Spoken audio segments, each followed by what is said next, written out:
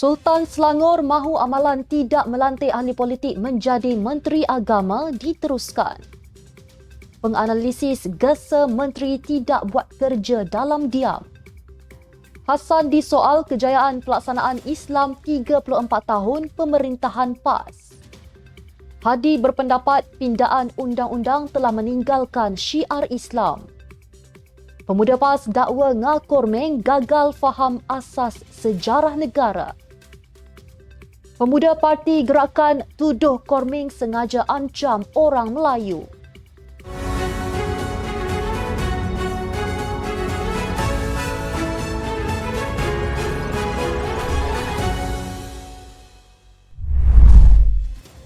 Bismillahirrahmanirrahim. Assalamualaikum warahmatullahi wabarakatuh. Salam Malaysia Madani.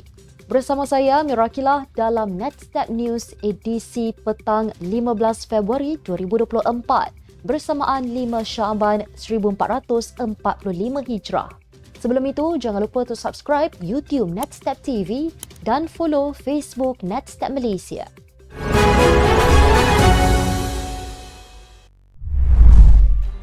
Amalan melantik bukan ahli politik sebagai menteri yang bertanggungjawab dalam hal ehwal Islam perlu diteruskan. Demikian harapan baginda Sultan Selangor Sultan Sharafuddin Idris Shah.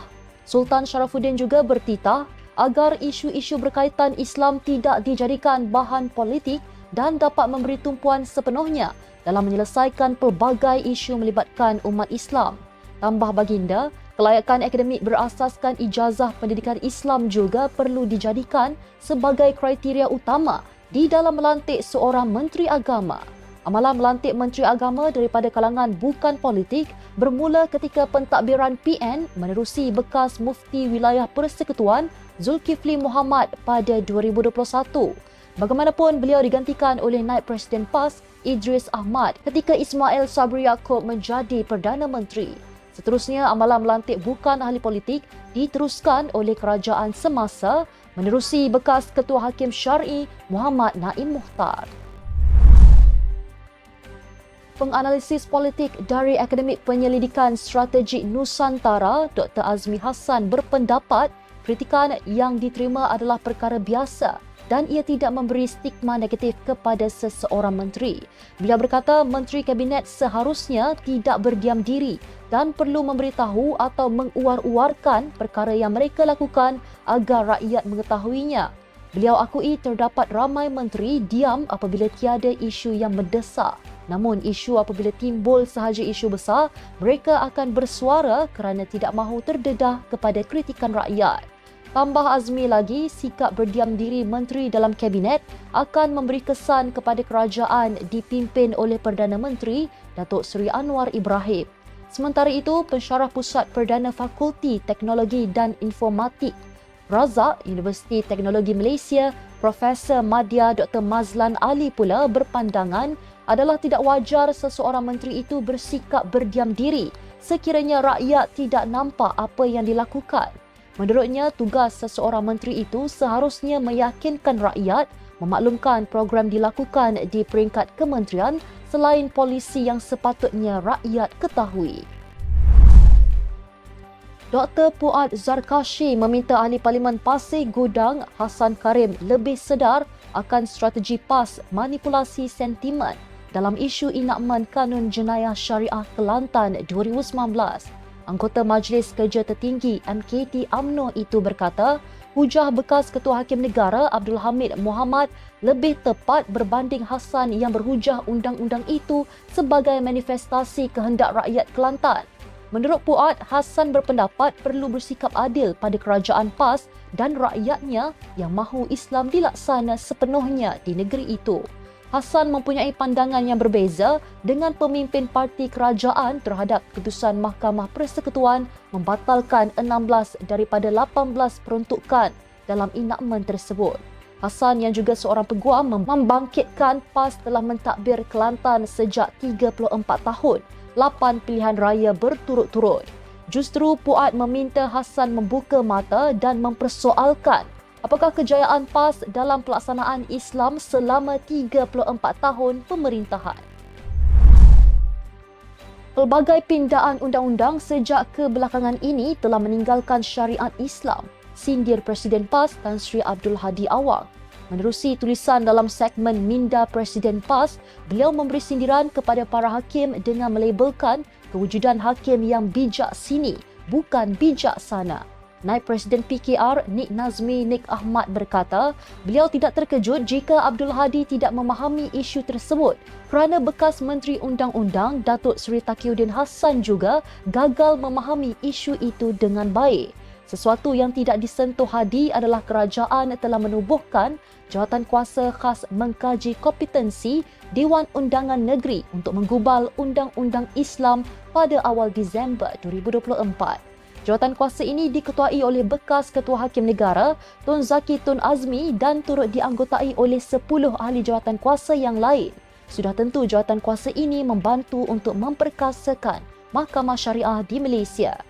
Nik Nazmi berkata dalam kenyataannya, beliau turut yakin Hadi dan Taqiyuddin sebenarnya faham tetapi sengaja buat-buat tidak faham untuk menimbulkan ketakutan umat Islam demi kepentingan sempit mereka. Naib Ketua Pemuda Dewan Pemuda PAS Malaysia, Ustaz Hanif Jamaluddin dakwa tindakan Menteri Pembangunan Kerajaan Tempatan Ngah Korming yang diibaratkan membaling batu sembunyi tangan dan gagal memahami asas adalah amat memalukan. Hanif berkata selepas orang-orang Melayu, NGO, parti politik dan rakan komponen parti membuat beberapa siri bidasan, akhirnya Korming meminta semua move on daripada cadangannya. Terdahulu, Korming mencalonkan Kampung Baru Cina di Selangor sebagai tapak warisan dunia pertubuhan pendidikan, saintifik dan kebudayaan pertubuhan bangsa-bangsa bersatu UNESCO. Namun beliau tarik semula isu tersebut dan minta tidak perlu dipanjangkan agar boleh fokus kepada agenda lain yang lebih memberi faedah kepada rakyat. Sehubungan itu, Hanif menemplak Korming setelah menimbulkan isu yang menyentuh sensitiviti rakyat Bumiputra, kemudian mudah-mudahnya diajak move on tanpa rasa bersalah. Tambahnya, Korming harus sedar asas mengapa ramai pihak membidas cadangan beliau, iaitu berfaktorkan fakta sejarah kampung tersebut yang tidak signifikan untuk diangkat sebagai warisan kebudayaan Malaysia. Dalam perkembangan sama, isu Kampung Baru Cina yang dibangkitkan oleh Korming dilihat seolah-olah sengaja mahu menimbulkan kemarahan rakyat serta memecah belahkan masyarakat. Ketua Pemuda Parti Gerakan Rakyat Malaysia, Wong Chia Zen, turut berpandangan cadangan itu bukan sahaja menimbulkan rasa terancam di kalangan masyarakat Melayu, sebaliknya sekali lagi menunjukkan isu kaum adalah sebuah zero-sum game. Beliau menjelaskan pembentukan Kampung Baru Cina ada nilai sejarahnya kerana ditubuhnya oleh British untuk melawan komunis. Oleh itu, secara tidak sengaja terbentuklah identiti orang Cina. Walau bagaimanapun, selain pembentukan identiti ini, sebenarnya merupakan satu taktik British mengekalkan penguasaan mereka dengan cara divide and conquer selepas komunis ditawan. Menurutnya, pihak British sememangnya ingin memastikan penduduk di jajahan takluknya ketika itu tidak bersatu padu untuk menentang mereka.